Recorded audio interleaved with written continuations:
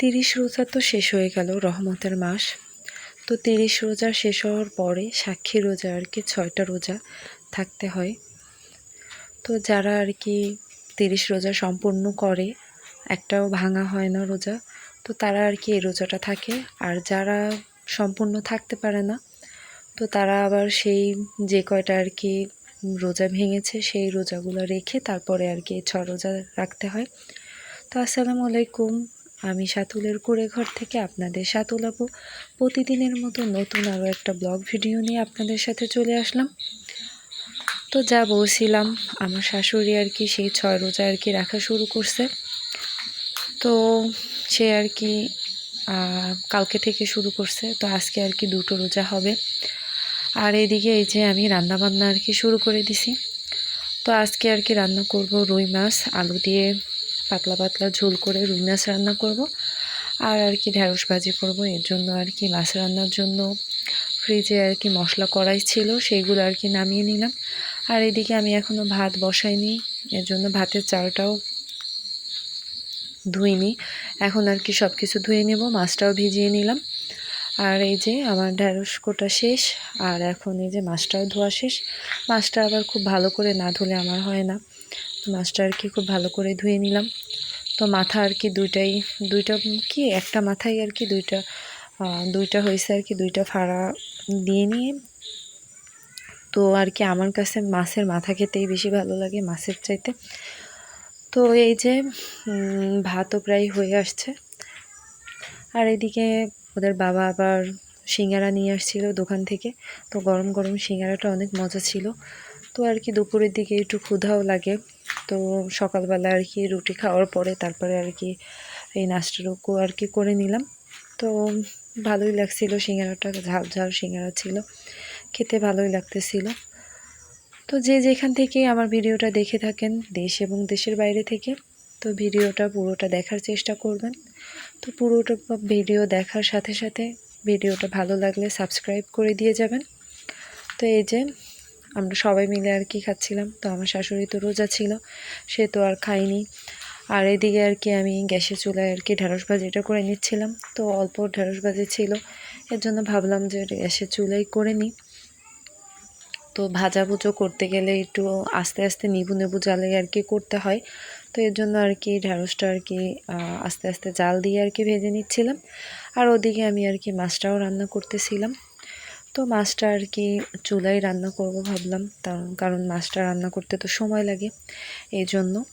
আর গরমের মধ্যে আপনাদের তো বলেছি যে মানে সেরকমের কিছু খেতে ইচ্ছা করে না, একটু শাক বা সবজি এসব খেতেই ভালো লাগে। তারপরও বাচ্চারা তো আর সেটা তো আর বোঝে না, ওরা তো মাছ মাংসই খেতে চায়। তো কতদিন আর শাকসবজি খাওয়া যায়। তো এর জন্য আজকে আর কি ভাবলাম যে মাছ রান্না করি। তো মাছটাও আজকে মজা হয়েছিল অনেক।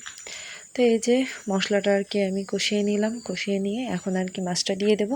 তো মাথা দুইটা আগে আর কি দিয়ে দিলাম, মাথা দুইটা আর কি বড় ছিল এর জন্য আগে আর কি দিয়ে দিলাম, যাতে মশলাটা ভালোভাবে ঢোকে।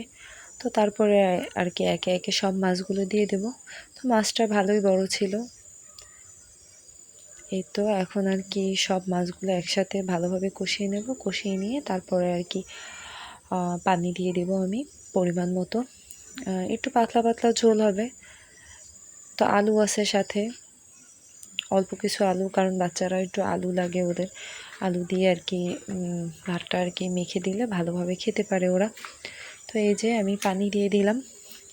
তো মাছের মধ্যে তো সব মশলাই আমি দিয়ে থাকি, ধনিয়া গুঁড়া, জিরা গুঁড়া। আর এদিকে আমার মাছটাও প্রায় হয়ে আসছে, আমি মাছটা এখন উঠিয়ে নিলাম। তো রান্না তো আমার প্রায় শেষ। তো আমার শাশুড়ি আর কি আজকে রোজা থাকবে, তাই ভাবলাম যে তার জন্য একটু ইফতার রান্না করে নিই। আর এই যে এগুলো হচ্ছে আমাদের ঈদের ফিরনি। তো ঈদের ফিরনি আর কি আমি ডিপের মধ্যে রেখে দিয়েছিলাম, যাতে পরে আবার খাওয়া যায়, কারণ আমার শাশুড়ি তো বেশি করে রান্না করছিল।